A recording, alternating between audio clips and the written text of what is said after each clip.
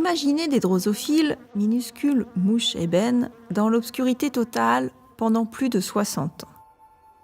Au début des années 1950, pour placer les drosophiles dans la plus complète obscurité, un chercheur japonais, Shuichi Mori, les maintient dans des flasques, elles-mêmes conservées dans un large pot couvert d'un drap noir et dont les parois ont été peintes en noir.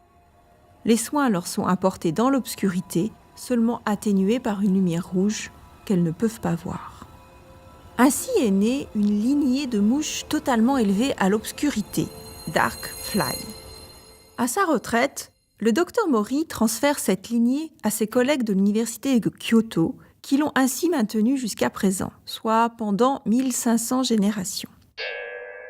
Aujourd'hui, les drosophiles Darkfly ont une morphologie pratiquement identique à leurs cousines sauvages, avec quelques subtiles différences toutefois. Soudainement placées à la lumière, elles sont plus mobiles que leurs congénères.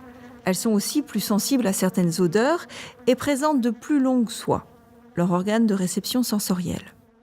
Mais sont-elles vraiment plus adaptées à l'obscurité ?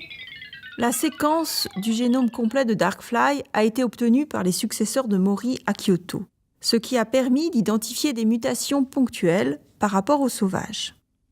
Ils ont ainsi isolé 28 régions du génome de Darkfly, réduites ensuite à 84 gènes.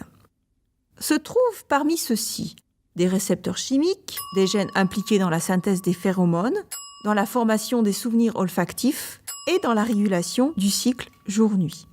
Autant de candidats susceptibles d'être associés à des traits adaptatifs à la vie et à la reproduction dans le noir complet, qu'il faudra maintenant tester. Voici donc une expérience qui dure depuis plus de 60 ans et qui n'est pas encore terminée.